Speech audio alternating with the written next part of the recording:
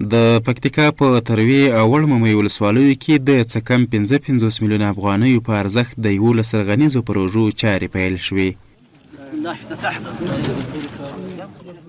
د پکتیکا والی ملا عبدالخالق عابد د دې پروژو د پرانیستي مراسمو کې وویل چې د امارت لوړ پوړي او ټیټ پوړي مسؤلین د ولس د خدمت لپاره ژمن دي او ولس ته به د سرتاسري امنیت په رڼا کې د آبادۍ، تعلیم، صحت او بیا رغونې په برخه کې په ټول توان هلې ځلې وکړي.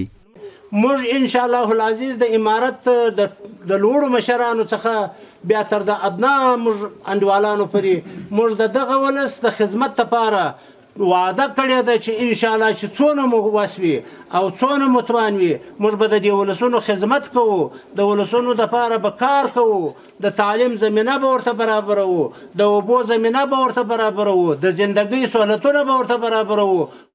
ورته مهال د پکتیکا مرستیال والی مخدوم مولوي عبدالسلام سعادت د سرحدي ولسوالیو ولسونو ته د ډاډ ترڅنګ زیاته کړه چې ولس به د سرتاسري امن په ترڅ کې د آبادۍ ګڼ زیري واوري. د تروی ولسوالۍ دپاره مو تقریبا د 22 میلیونو افغانیو په بودیجه باندې نو 2 مکاتب او 2 د اوبو پروژې مو افتتاح کړي. همدغه شانتې دلته چې راغلو دلته 3 پروژې د اوبو او 2 مکاتب افتتاح مو دلته وکړلې.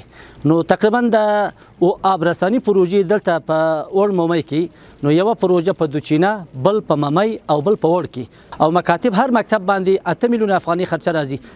د یادو پروژو قراردادي مسؤلین اسلامي امارت او ولس ته ډاډ ورکوي چې د نقشې او ډیزاین مطابق به د کیفیت او اخلاص ترڅنګ سرعت هم په پام کې ونیسي. اسمت فرهاد ساختمانی و لوجستیکی شرکت سره د انجینر پایس دغه پروژو مسئول یم، عمومي مسئول د ساحې چې دغه جملې نه 4 پروژې موږ په تروی ولسوالۍ کې او 3 په وړممۍ ولسوالۍ کې لرو. ان شاء الله زه شرکت ته او د امارت مسؤلینو ته د ډاډ ورکوم چې په پوره ایماندارۍ، په پوره صداقت او په ښه کیفیت او ښه سرعت سره به د پروژې ان شاء الله په ښه وخت پوره وخت سره تکمیلوم. د سیمې اوسیدونکي د یادو پروژو په پلي کېدو خوښ دي او وایي امارت په وعدو ولاړ او ریښتینی دی. دوی وایي چې یادو ولسوالیو ته د نور هم پاملرنه ډیره شي. دا علاقه تاسو وینئ چې هیڅ سهولیت نه لري، نو امارت دې ته متوجه ده الحمدلله چې دغه علاقې ته اقدام کړی ده د خدمت.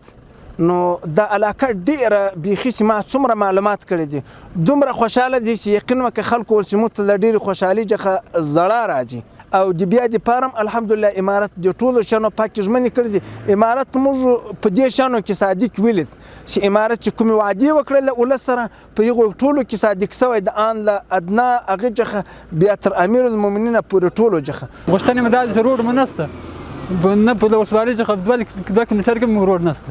اول موږ دغه غوښتنې چې روډ راته جوړ کړي، رواج خوا یا د تروو پورې موږ هغه وسایو په شکل باندې هغه رسیږي. د مسؤلینو د معلوماتو له مخې د یادو پروژو عملي چارې به وخت په وخت نظارت او ارزول کیږي او که قراردادي شرکت په ناغېړۍ او ټګۍ تورن شي د قانون منګولو ته به سپارل کیږي. سیدالله څرګند، حریت راډیو، پکتیکا.